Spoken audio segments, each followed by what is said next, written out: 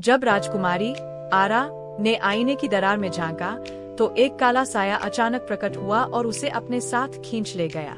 वह एक वीरान और अंधेरी दुनिया में जा पहुंची, जहां न रोशनी थी न कोई आवाज, बस एक सन्नाटा। यह थी सायों की दुनिया, जहां कई पिंजरे थे, जैसे उसका अपना पिंजरा। उनमें बंद थीं वो आत्माएं जिनके सपने साया चुरा चुका था, और उन्हीं से वह शक्तिशाली बनता जा रहा था। लेकिन आरा ने हार नहीं मानी।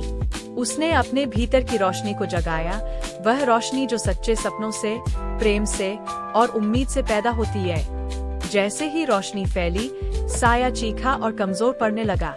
तभी एक चमकता द्वार खुला। राजकुमार शय, जो अपने सपनों का पीछा करते हुए यहाँ पहुँचा था, आरा को बचाने आया। दोनों ने मिलकर साये को हरा दिया।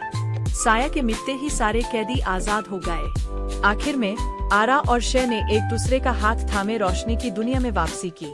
अब सपनों का पिंजरा टूट चुका था, बची थी बस आजादी और नई शुरुआत। अंत, प्रेम की जीत, सच्चाई की विजय।